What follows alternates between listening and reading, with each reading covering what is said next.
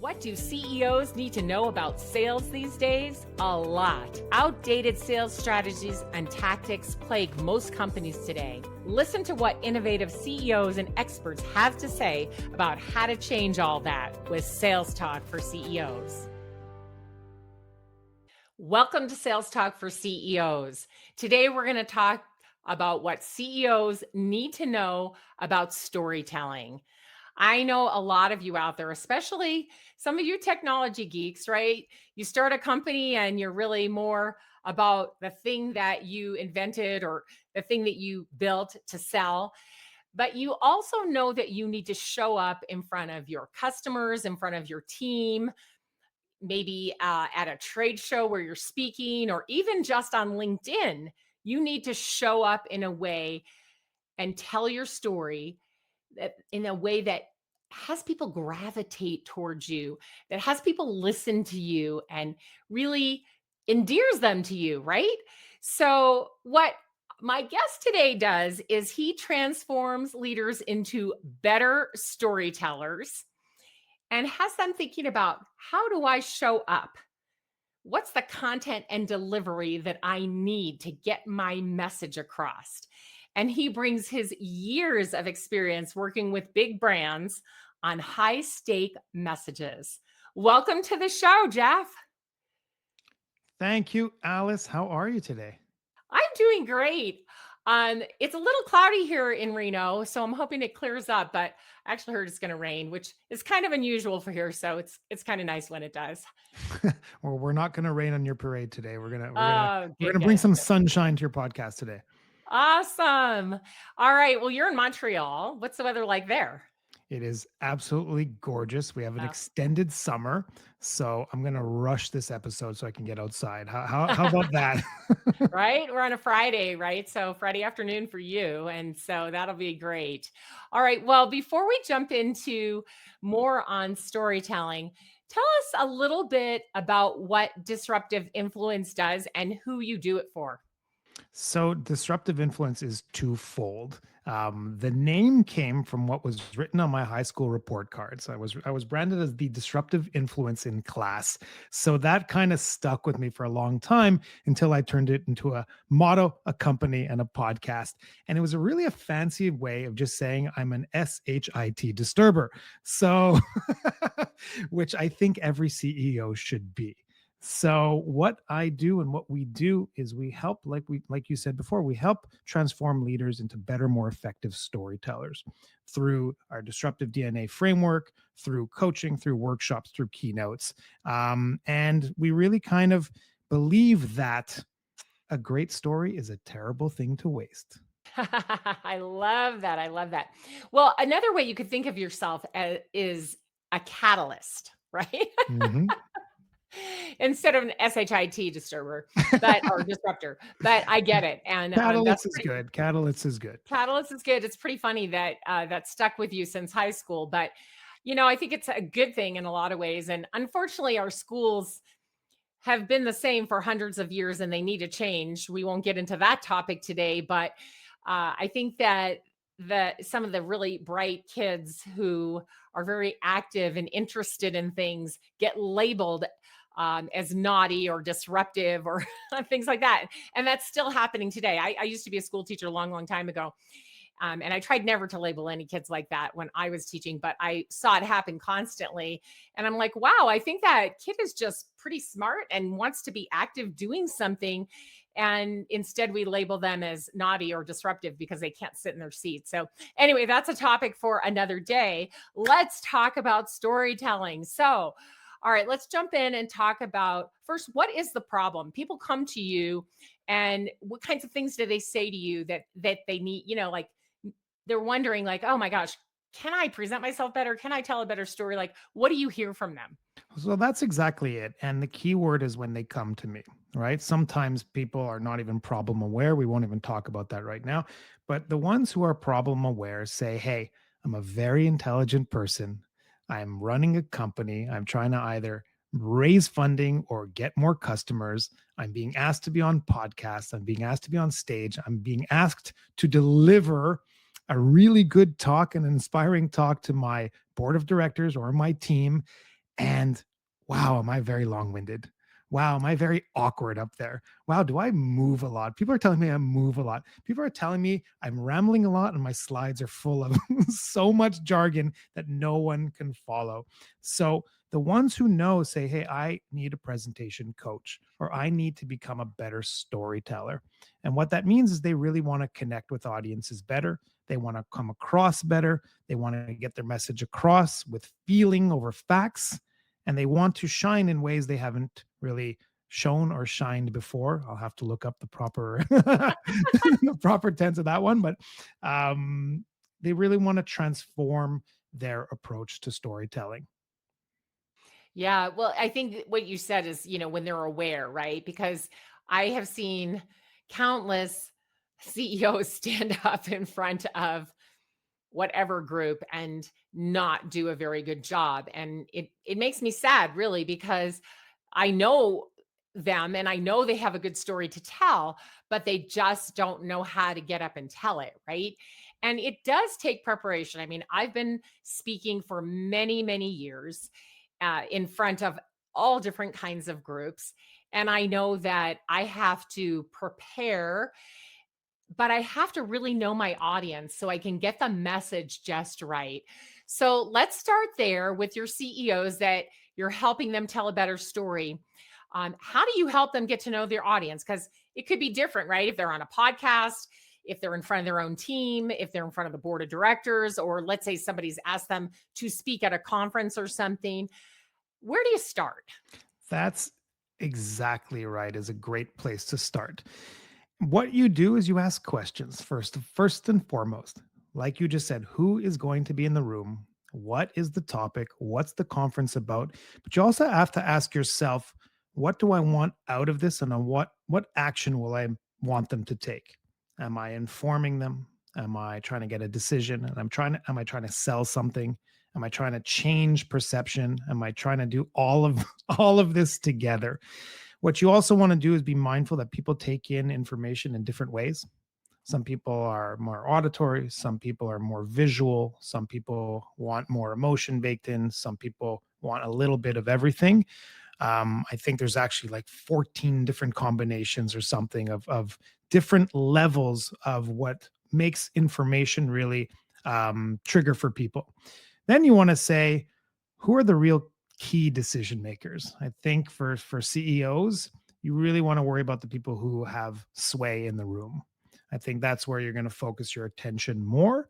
And you're going to say, how can I tell my story in a way that's going to get through to them? You also want to get a little bit personal. So if it's a smaller room of, let's say, strangers or people you know, you might want to refresh yourselves on who the people are in the room and not the roles in the room, but the people. What do they care about? Are they into? Do you know if they like small talk? Up here in Montreal, I'll be very stereotypical. Do they like hockey? You know what I mean? Like these sorts of things are never a bad thing to open up your conversation with, to open up your room with. What are they scared of? What do they want? What will actually shift their mindset and get their hearts and minds bought into whatever it is you have to say or tell? What might actually move them to take action? Then you have to start saying, okay, how can I make what I'm saying actually contrast and stand out? How can I connect with them on an emotional level or a buying level or decision level? And how do I convert? How do I get that decision that I'm hoping for? How do I get that outcome I'm looking for? So, audience, if you're at a conference, you're probably not going to know much about the audience. Ask the organizer. Hey, what are the typical what are the typical people in this audience? What are they looking for? What have they responded to in the past? What's the format? How long do I have? Will it be a Q&A? Will this be a workshop? Do you want me to try to sell them on an idea? Do you want me to lecture? Do you want me to educate? Do you want me to entertain? That being said, I like to start with personal style. That's a huge thing in of itself, is you should still be coming in as the enhanced professional version of you. So a lot of people say, I didn't perform well, or I put on a performance. Yes, you want to perform, but you don't want to put on a performance because then you're acting. You just want to Yeah. be the amplified professional version of yourself.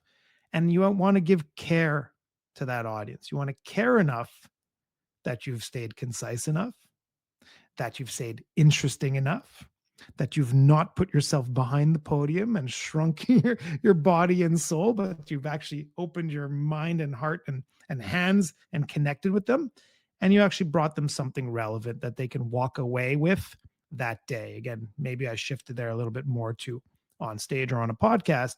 Board of directors meetings a little bit different, but you can still bring some contrast, pattern disruption. I'm swaying all over the place here because I'm so excited to answer this question, but you can still bring something very interesting to their day that stands out, makes them think, makes them digest easily, and makes it very clear, again, what they should do next. Yeah, so it has to be relevant. I mean, that's the key. But so you've got a CEO in front of you. You're going to ask them all of these questions. You're going to let them talk about the audience and the topic and all the things that you mentioned. And if they don't know who the audience is very well, then you're going to make them go back and find out, because this is where it all starts. You cannot put your presentation together without really knowing and understanding the audience well, Yeah. right? Yeah. And so you get them right there and get all of that information out of them. I'm sure you take a ton of notes, feed it back to them, make sure it's right, and then you've got to start. Now, I know you have a framework that you share with them and help them build their presentation. So let's talk about that framework. That's right. So what we call it is, or what I call it is the disruptive DNA framework for storytelling.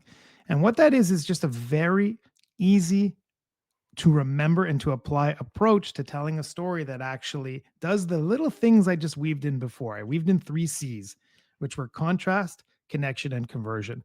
And what it does is it weaves it in through D, which is differentiation.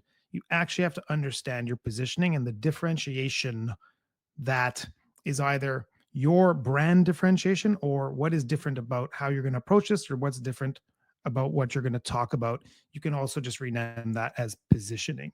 Then you start getting into narrative. What are the actual stories we're going to tell in the different settings and different ways and different arenas that we're going to tell them? So often for brands, that is the advertising itself. That is the marketing itself. That is the go to market messages. For a talk or podcast, this is the stories you're going to share on the podcast, on the stage. What are those narratives that you want people to be able to walk away with and say, hey, I remember Jeff spoke about XYZ.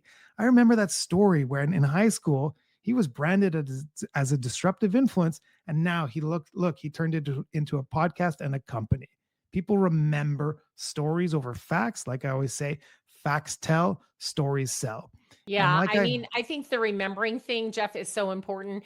If you talk for 15 minutes or an hour and people leave there and cannot repeat anything that you said, or, oh, like that was a great talk. What was it about?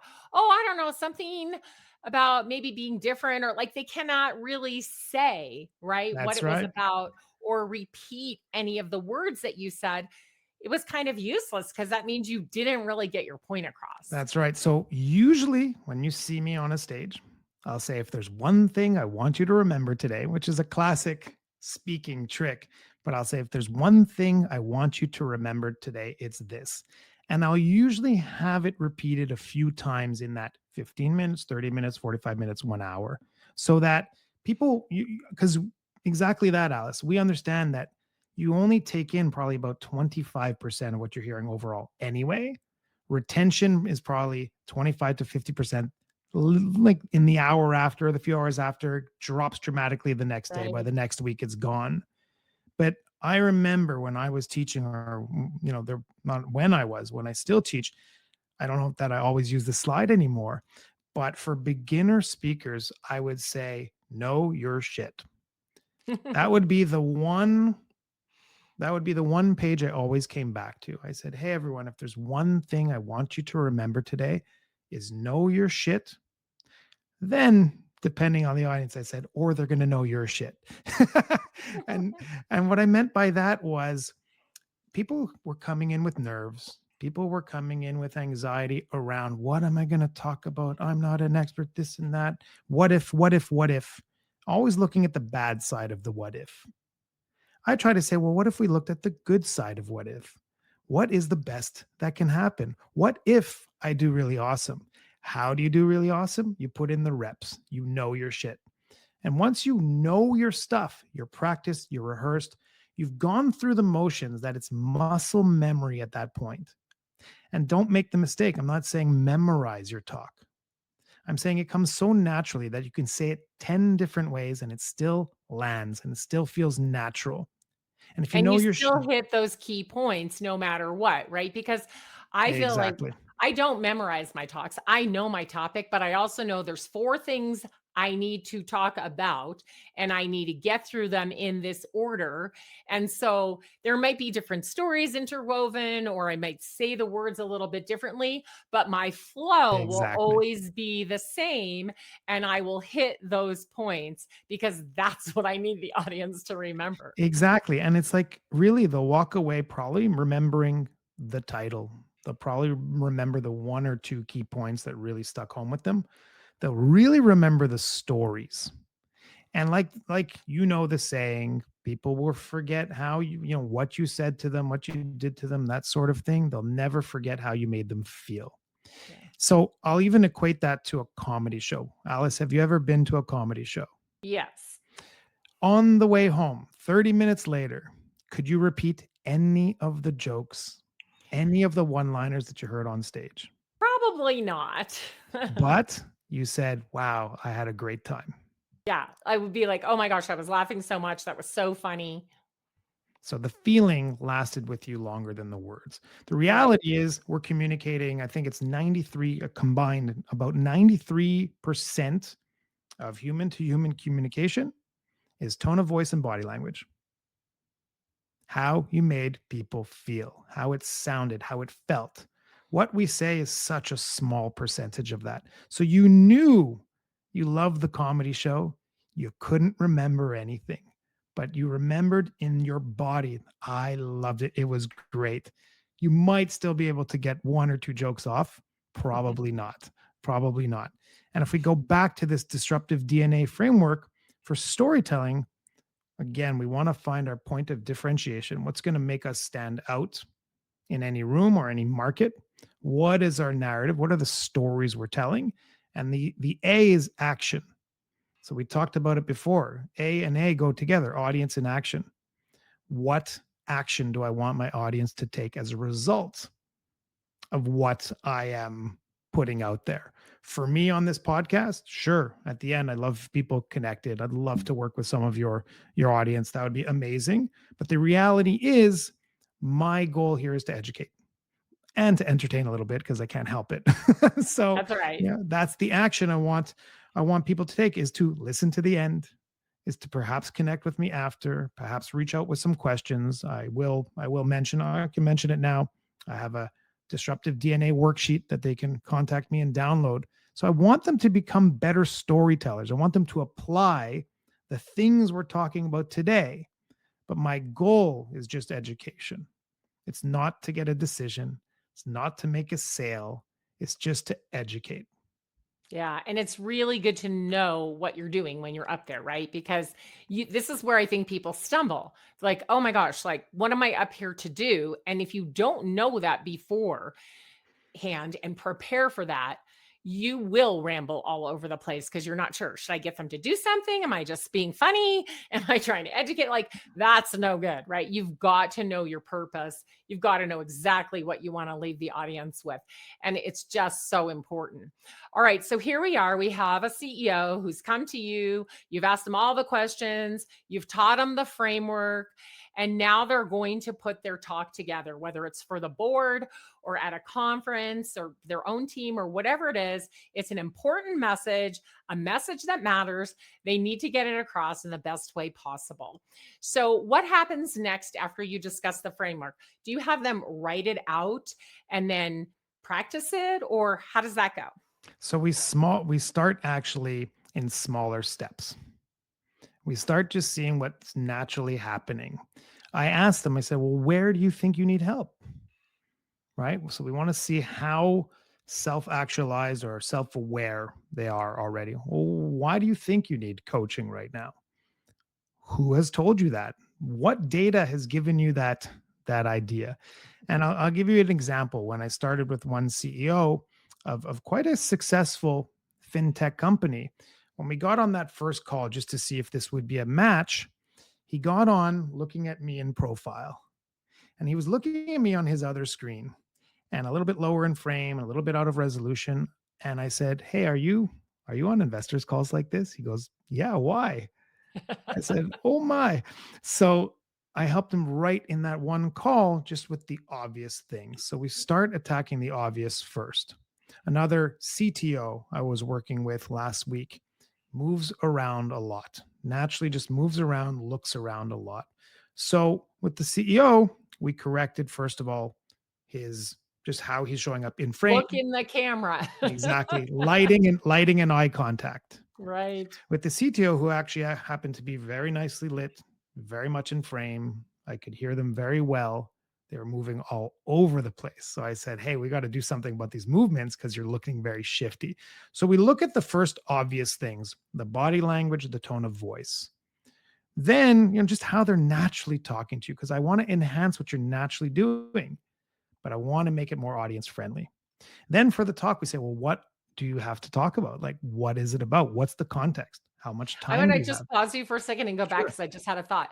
You're saying, like, what are they naturally doing? So I notice sometimes CEOs don't smile, especially on video, and they don't even realize it, Mhm. and just saying to them, "Hey, I think this will come across a bit better if you can smile occasionally." Now, obviously not if it's bad news, but that's a whole different kind of a talk when you have to deliver Context, bad yeah. news.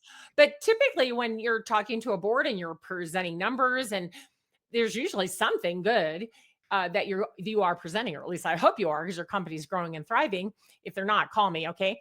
And but you would want to smile at the appropriate times, and I think because they don't realize what they look like on video, and if they're like me, they're looking at the camera, they're not looking at themselves. They should be anyway. They just might not realize that they're not smiling So at all. here's And so here's a trick. Here's a few tricks for that. So first I'll preface to say, I love that you mentioned that. The idea here is that your delivery should fit the context. So smiling makes sense. Go ahead and smile. Like you just said, if you're delivering bad news, you're going to be like, don't "Hey, hey, great news. Great news, everyone. We're down 50% quarter over quarter." Something like that, which I think the math dictates that's not very good. But you want to fit the context. You also want to vary. You want to vary your delivery. So what I see a lot is people come in very monotone. There's no pause, there's no breath, there's no shift in their cadence. Yeah, there and no variance in loud or soft, Yeah, so make a point, you've gotta speak up a little, or then you calm down a bit to discuss something else.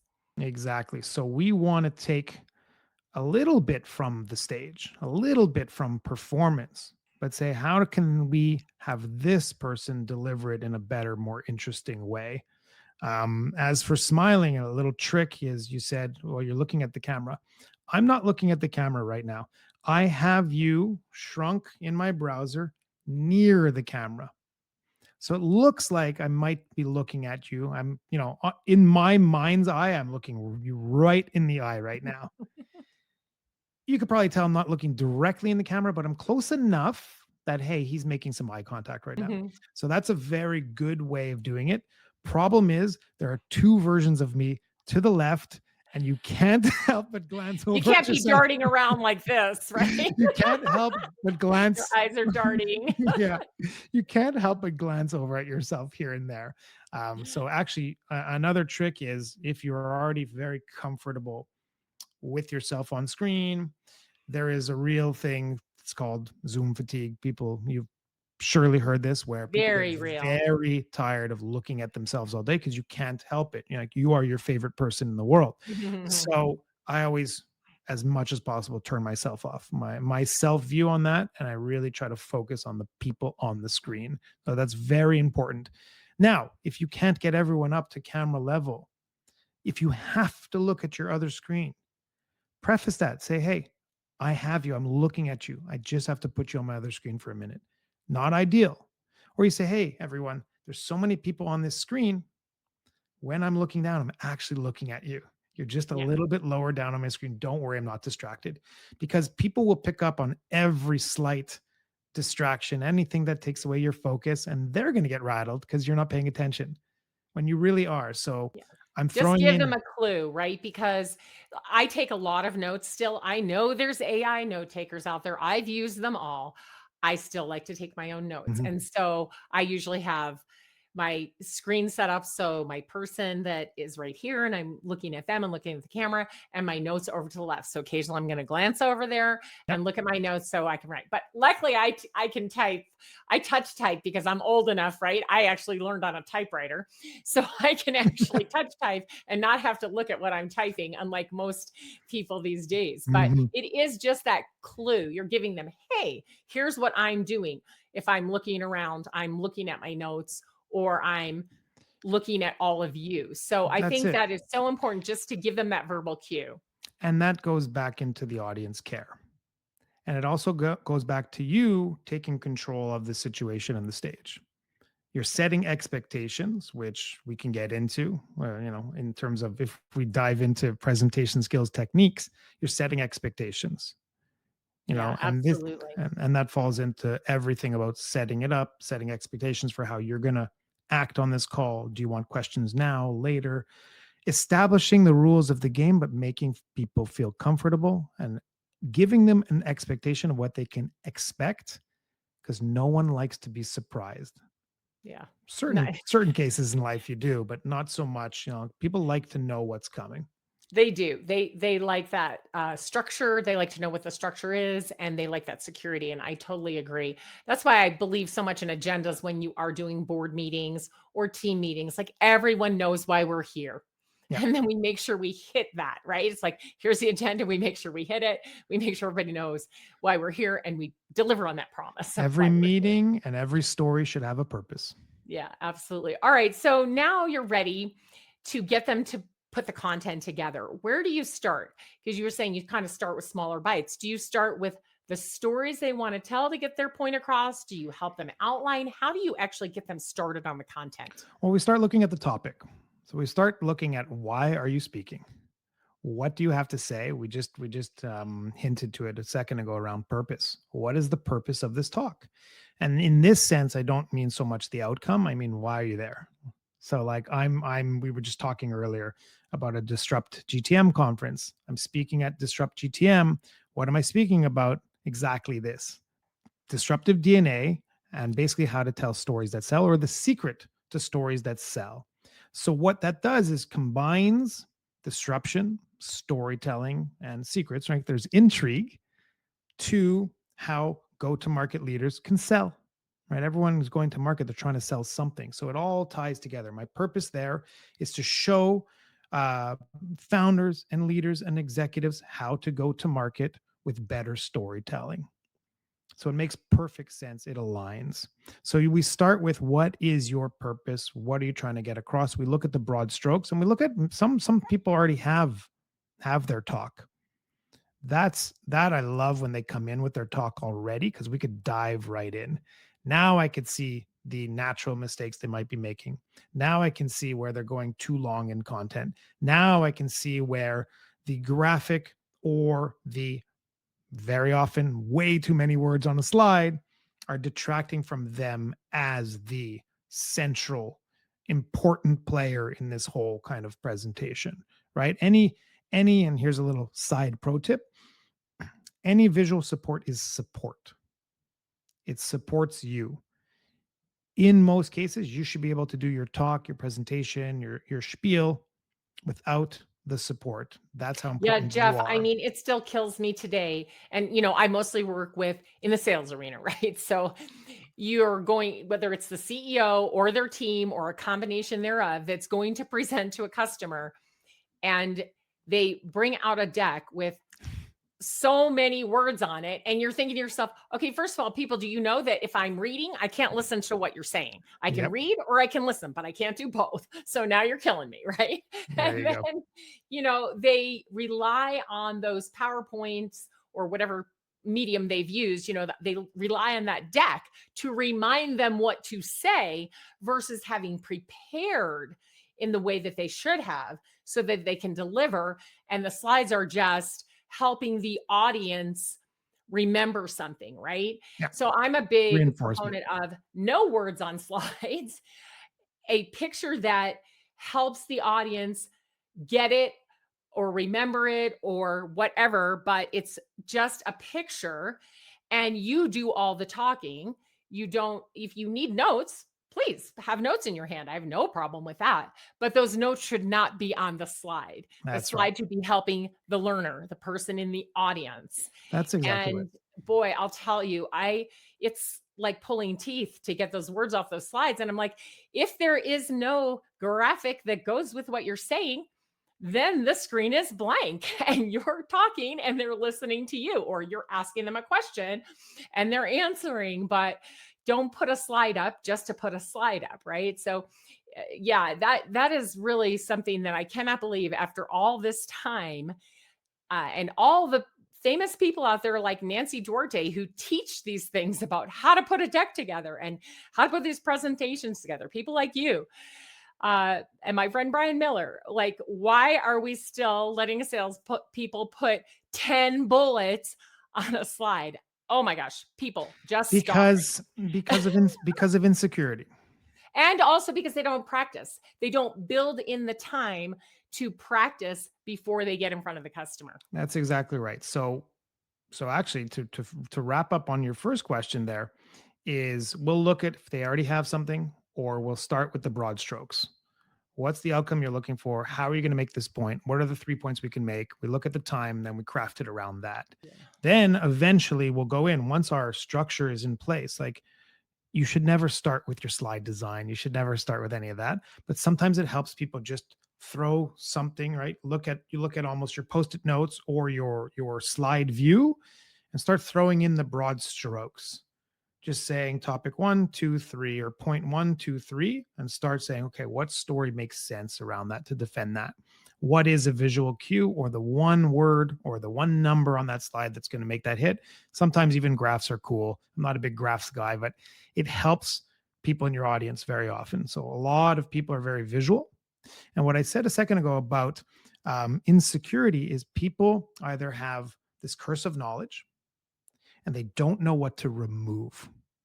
It's always way better to remove much more than you think because people can only take in so much. And then if you're the fourth or fifth speaker of the day, do you think people have energy to listen to you and read all of your slides? Besides, isn't it a little bit of an insult to your audience if you're just standing up there reading them slides? Couldn't you have just sent that? Yeah. Plus, if you give them a small dose of what you want them to remember, then you give them a larger dose of it via a follow up of some There you type. go. Like, now here's something you could read or watch or listen to that has more detail.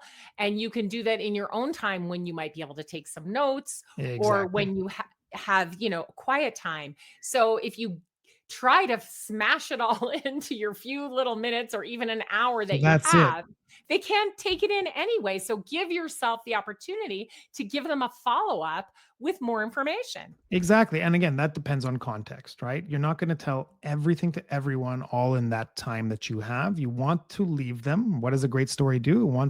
It leaves people wanting more.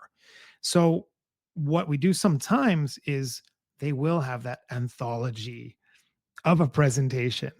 We say, okay, now how do we start chopping this down? That's okay. Leave that together as your handout, as your appendix, as your printable version, as your take home version. If people are interested to learn more, they can do it on their time. So that's a hard and fast rule. If you have to read them the slides, just send them the slides and go do something else, and don't waste everyone's time. Then you touched on something about reps. So repetitions are very key. You said, hey, I think people do it because they don't have practice. Well, you have to be practicing the right things. People can practice all they want. We've seen people get up on stage and they've practiced for a month and they're still reading you the slides. They're just practicing the wrong things. So you have to practice now knowing your topic enough that you can deliver it 10 different ways, that you've paused, you've used different voice intonation, you've used the right body language and the right cues at the right moments. Like, these are the things you want to practice. You want to practice enough that you know your shit, you know your content enough that you can get quizzed on it, that if the screen explodes, you're still good, guys. I can continue. I know exactly what I want to say. Yeah. So I like to definitely blend my onstage presentations with performance, in that I like to be timed with my slides. I like everything to have a song and a dance. They're a real partner. My slides are a real partner versus support. But if that unit crapped out right there, I'm good to go. Like, I'm going to Right. finish my point. I'm good to go. So you have to be able to be good to go. So where we start is I actually have them do 2-minute presentations. I said, come to me next week with a 2-minute presentation. Obviously, I show them structure, audience, delivery, all these types of things up front. And I say, come back next week with a 2-minute presentation, no verbal support. And I learned this years ago when I was early in my agency career. It was taught to me. And this is like a derivative of Dale Carnegie methods. Come back 2 minutes, no visual support. And what that does stops the reliance on slides. Yes, the 2-minute without slides. If you cannot talk for 2 minutes without a slide, we're in trouble, right? And what's the other thing? What do you think the other benefit of the 2 minutes is? Concise. They have to be concise. There you go. So it teaches people that they can get a point across in 2 minutes. You can actually educate someone in 2 minutes. And it forces them to say, what am I going to leave in? And usually the first week, it's 2.5 minutes, 3 minutes, 4 minutes, 5 minutes. And then we say, okay, what do we chop from there? And you start learning how concise you can actually be. Then we go from there. We go to 5 minutes. We go to visual support. And this is for people who have time. If you're coming to me, said, Jeff, I need help with my keynote next week. I said, cool, let's just dive in. Let's Yeah, just dive right, in. right. Yeah, What's the purpose everybody of doesn't the have that kind of time or know ahead of time. But I think if you, for example, if you regularly talk to your board, great. Then you know you're going to have to do that every quarter or every how often, and get that down. Like, learn how to do that and be really good at it, right? And then if you have some other kinds of things that you don't do as often, that's a different kind of preparation. But for sales, for example, it's something that if the founder is doing the selling, or if they've got support from engineers or perhaps even salespeople, then they got to get it down. Like, this is how Yeah, you do a great sales presentation. It goes like that's this. it. That's it. And And you just gotta have it. You gotta get it down. And each presentation is going to be a little different depending on the prospect that you're presenting to or the customer that you're presenting to, but they still flow like this. And here's each part yeah, I mean, that everyone's going to play. you still will want to break. You don't want to be so predictable in that it's always the same. But what you want to do, yes, there's a certain way to There's grab a people's flow attention. to it. You want to make sure there's a flow, but what you really want to do, so if it's a board meeting, you want to learn how to package the thing you're trying to say better. You want to learn how to put that into one headline that says it all. You want to know either how to use a metaphor or an analogy to drive home the point. You want to connect it to a certain emotion because you're looking for a certain outcome. And one of the best things you can do is practice your objection handling. That's when you're going to get the toughest questions. So if you're in sales or if you're selling to your board, and we're always selling, let's make no mistake about it. We're not always selling a product or service. We're always selling something, an idea. You're selling at home, the restaurant you want to go to tonight, and That's why the right. family should go. You're always selling something. So we'll get that out of the way. What's next? You have to be prepared for the objections. So that is something, if you're doing a lot of board of directors style meetings, what are they going to say to this? First, was it clear enough? Assuming I communicated enough with the passion and the heart and everything I needed to put into it, what might they say next? Now let's practice that. So we actually do role play. I do a lot of role play. I do role play to the to the point where, since there's so many virtual calls, I literally say, "Okay, Alice, we're gonna pretend the call starting," and I go bleep bleep bleep for the windows of the people coming into the call to get their brain ready that there's going to be that awkward first 2 minutes, and someone you don't know is going to come on before someone you do. And what do you say? Hey, hi, nice to meet you. How's the weather? These kind of things. Or say, hey, Alice, what are you excited about today? What's something that's gone really well for you today, Alice? Like whatever it is, like maybe even shake it up in that way. But the point is, we get it so your brain is ready for every situation. Yeah, absolutely. Oh my gosh, we could talk about this all day. And it's so, so important. I mean, the stories that you tell, the messages that you leave people with, especially when you're a CEO, it's that vision that you have to communicate over and over again. And you've got to have the stories to back it up. So it's just so important. So you've got to help these CEOs understand, who are they talking to, who's the audience, what do they want to get across. You ask them all these questions. You help them start building small little bites so that they get how to be concise and how to present that, help them with the deck, and then help them to practice, not to memorize, but to practice Exactly. so they can, like you said, deliver it 10 different ways if they have to. Like, they can't be shaken. They know their material so well.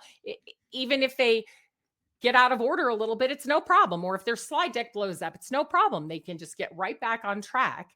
And I think that is just so important. I think when people have that kind of confidence from preparing with someone like you, they really can shine in all of those different situations where they have to get a message across.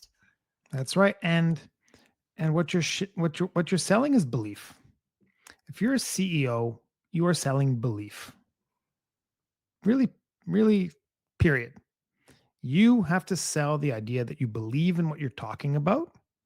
You have to sell people on believing you and buying into the belief that this thing is either going to work, that these numbers that are projected are going to happen, that you're going to turn the company around, whatever it is, that this new pivot is going to be the thing.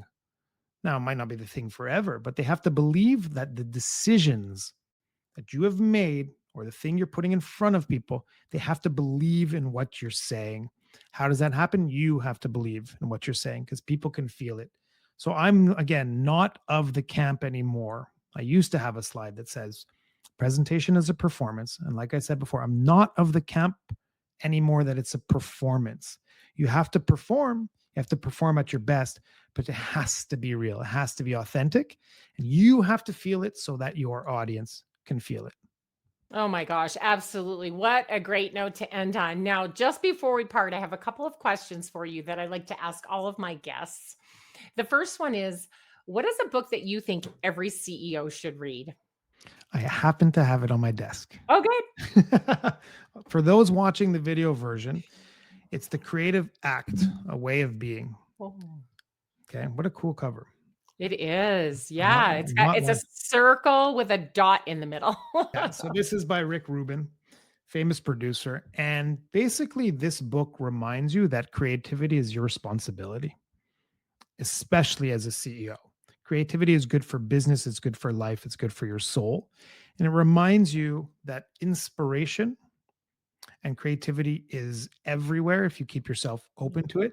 And creativity is the thing that's going to drive and save your business. Yeah, there's just not enough of it right now. So I'm going to really recommend everybody read this book, especially when you are thinking about your customer and how to meet them where they are and how to make them wildly successful using what you've sold them.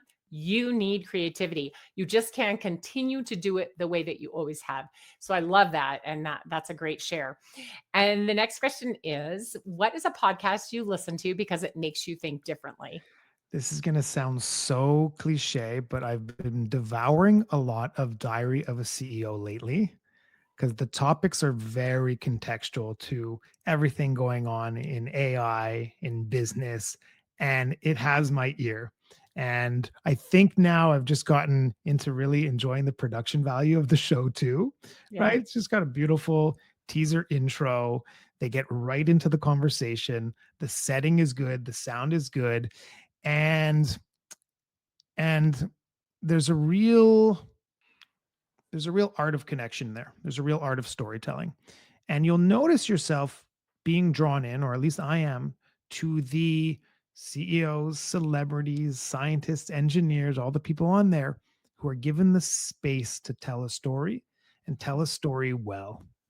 And they can be talking about the most complex things in the world and they make it very accessible. And what the show does really well is they are focused on making that storytelling is accessible to the point where they'll ask you, they'll say, "Hey, can you just clarify that?" And they'll pop up at the bottom of the screen an explanation or a definition.